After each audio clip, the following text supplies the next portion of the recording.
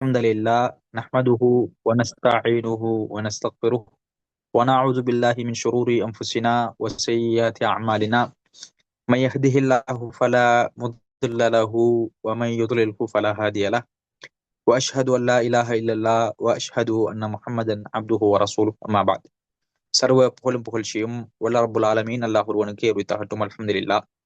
நபிகள் நாயகம் ஸல்லல்லாஹு அலைஹி வஸல்லம் அவர்கள் மீது அல்லாஹினுடைய அன்பும் கிருபையும் என்றென்றும் நிலவ வேண்டும் என்ற பிரார்த்தனையோடு வாராந்தம் நாங்கள் பார்த்து வருகின்ற அல்லாஹ்வின் தூதர் ஸல்லல்லாஹு அலைஹி வஸல்லம் அவர்களுடைய மனைவிமார்களில் இன்றைய தினம் சஃபியா பின்த் ஹுயை ரலியல்லாஹு அன்ஹா என்று சொல்லக்கூடிய ஒரு உன்னதமான மூமின்களுடைய தாய்மார்களில் ஒருவரான இந்த பெண்மணி சம்பந்தமாக பார்க்க இருக்கின்றோம். அன்புக்குரிய சகோதரர்களே, இவர்களுடைய பெயர்தான் சஃபியா பின்த் ஹுயை ரலியல்லாஹு அன்ஹா. அல்லாஹ்வின் தூதருடைய மனைவிமார்களுள் ஒருவர், உம்மஹாத்துல் மூமின்களில் ஒருவராக இவர்கள் காணப்படுகின்றார்கள். அதுபோல இவர்களை பொறுத்தவரையிலே எல்லோராலும் அறியப்பட்ட பனு நுதைர் என்று சொல்லக்கூடிய மிகப்பெரிய ஒரு கோத்திரத்தை உடையவராக இந்த பெண்மணி காணப்படுகின்றார்கள். அதுபோல ஹாரூன் அலைஹிஸ்ஸலாம், மூசா அலைஹிஸ்ஸலாம் அவர்களுடைய சகோதரர், மூசா அலைஹிஸ்ஸலாம் அவர்களுக்கு உதவியாக அல்லாஹு தாலாவால் அனுப்பப்பட்ட நபி ஹாரூன் அலைஹிஸ்ஸலாம் அவர்களுடைய நசபோடு, அவர்களுடைய வம்சாவளியோடு இவர்கள் தொடர்புபடுகின்றார்கள் என்ற செய்தியையும் நாங்கள் கவனத்தில் கொள்ள வேண்டும்.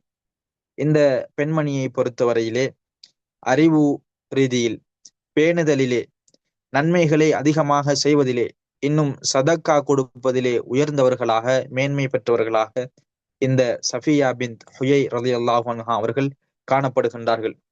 அதுபோல மிகவும் குறிப்பாக இவர்கள் இஸ்லாத்திற்கு முன்னர் யகூதியை சேர்ந்த யகூதிகளுடைய அந்த கூட்டத்தாரில் ஒருவராகவும் காணப்படுகின்றார்கள். ஹுயை என்பவர் இஸ்லாத்தை ஏற்றுக்கொள்ளவில்லை. இவருடைய தந்தை இவரும் யகூதியாகவே மரணித்தார். அல்லாஹுடைய தூதர் ஸல்லல்லாஹு அலைஹி வஸல்லம் அவர்கள் இவர்களை எப்பொழுது மனம் முடிக்கின்றார்கள் என்று கேட்டால், இவர்கள் ஹைபர் யுத்தத்திலே கைது செய்யப்படுகின்றார்கள். ஹிஜ்ரி 7ஆம் ஆண்டு ஹைபர் யுத்தம் நடைபெறுகின்றது. அதிலே கைது செய்யப்பட்டு அதன் பிறகுதான் இவர்களை விடுவித்து அல்லாஹ்வுடைய தூதர் ஸல்லல்லாஹு அலைஹி வஸல்லம் அவர்களை திருமணம் முடித்துக் கொள்கின்றார்கள்.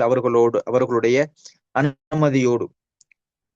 அல்லாஹுடைய தூதர் ஸல்லல்லாஹு அலைஹி வஸல்லம் அவர்கள் இவர்கள் சம்பந்தமாக ஏராளமான செய்தியை அறிவிப்பு செய்கின்றார்கள்.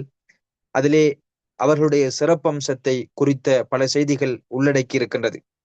இந்த பெண்மணியை பொறுத்தவரையிலே அல்லாஹுடைய தூதரை தொட்டு ஏராளமான ஹதீஸ்களை அறிவித்திருக்கின்றார்கள். அதுபோல இந்த பெண்மணியை தொட்டும் அனஸ் இப்னு மாலிக், அப்துல்லா இப்னு உமர் ரலியல்லாஹு அன்ஹும் இந்த போன்ற நபிமார்களும் போன்ற சஹாபாக்களும் இவர்களை தொட்டு அறிவிப்பு செய்திருக்கின்றார்கள் என்ற செய்திகளை நாங்கள் பார்க்கின்றோம். ஒரு முறை அல்லாஹுடைய தூதர் ஸல்லல்லாஹு அலைஹி வஸல்லம் அவர்கள் இந்த பெண்மணி இடத்திலே செல்லுகின்றார்கள். தகல அலைஹா மர்ரத்தன், இந்த பெண்மணி இடத்திலே நான் சென்றேன். வஹிய தபுகி, இவர்கள் அழுது கொண்டிருந்தார்கள். இவர்கள் தேமி அழுது கொண்டிருந்தார்கள். அல்லாஹுடைய தூதர் கேட்டார்கள், மா யுபுகீக், உங்களை எது அழச் செய்தது, எதுக்காக வேண்டி நீங்கள் அழுகின்றீர்கள் என்று கேட்க, அல்லாஹுடைய தூதரத்திலே அவர்கள் சொல்லுகின்றார்கள், கீலலி இன்னி பின்து யஹூதி, என்னை யகூதியுடைய மகள் என்பதாக எனக்கு சொல்லுகின்றார்கள். அது எனக்கு கவலையை அளிக்கின்றது. அதற்காகத்தான் நான் அழுது கொண்டிருக்கின்றேன் என்று அல்லாஹுடைய தூதரிடத்தில் அவர்கள் திரும்பிச் சொல்லுகின்றார்கள். சொல்ல அல்லாஹுடைய தூதர் அவர்களை அமைதிப்படுத்தும் மூலமாக, அவ்வாறு கிடையாது, இவ்வாறு யோசித்துக் கொள்ளுங்கள் என்று அழகிய ஒரு வழிகாட்டலை சொல்லுகின்றார்கள். அப்படி கிடையாது. வ இன்னகி லிப்னத்து நபியின் வ இன்ன அம்மகி லநபியுன் வ இன்னகி லதஹ்த நபியின் சொல்லுகின்றார்கள் அவர்கள், நீங்கள் ஒரு நபியுடைய மகளாக இருக்கின்றீர்கள், உங்களுடைய மாமா ஒரு நபியாக இருக்கின்றார், இன்னும் நான் அல்லாஹுடைய தூதர், எனக்கு நீங்கள் மனைவியாக இருக்கின்றீர்கள் என்ற செய்தியை சொல்லுகின்றார்கள். இந்த செய்தியிலே நாங்கள் யோசிக்க முடியும், அவர்களுடைய தந்தை ஒரு யகூதியாக காணப்பட்டாரே, அல்லாஹுடைய தூதர் யோசிக்க முடியும்.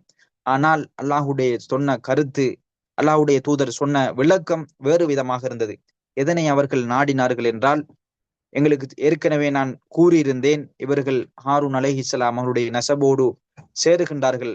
அந்த அடிப்படையிலே தான் நீங்கள் ஒரு நபியுடைய மகளாக இருந்திருக்கின்றீர்கள். நாங்கள் பனு இஸ்ரவேலர்கள் என்று சொல்லுகின்றோம், இஸ்ரவேலருடைய கூட்டத்தார் என்று சொல்லுகின்றோம், பிள்ளைகள் என்று சொல்லுகின்றோம். அந்த அடிப்படையிலே தான் அல்லாஹுடைய தூதர் சொல்லுகின்றார்கள், நீங்கள் நபியுடைய மகளாக இருக்கின்றீர்கள். உங்களுடைய மாமா மூசா அலைஹிஸ்ஸலாம் அவரும் ஒரு நபியாக இருக்கின்றார்.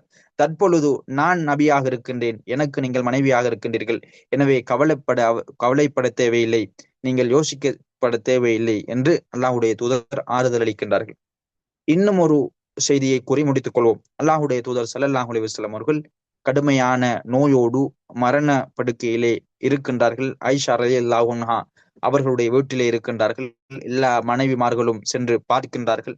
கடைசியாக இவர்களும் வந்து சஃபியா ரலியல்லாஹு அன்ஹா அவர்கள் சொல்லுகின்றார்கள், அமா வல்லாஹி யா நபி அல்லா, அமா வல்லாஹி யா நபி அல்லா லவதித்து அன்னல்லதி பிக பிய.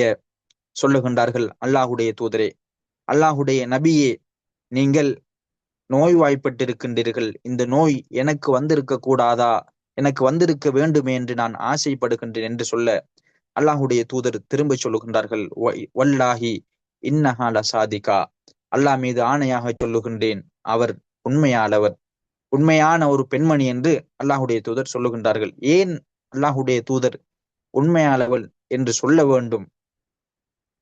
அல்லாஹுடைய தூதரை பார்த்து சொன்னார்களே, யா நபி அல்லா, உங்களுடைய நோய் எனக்கு வந்திருக்க கூடாதா என்று.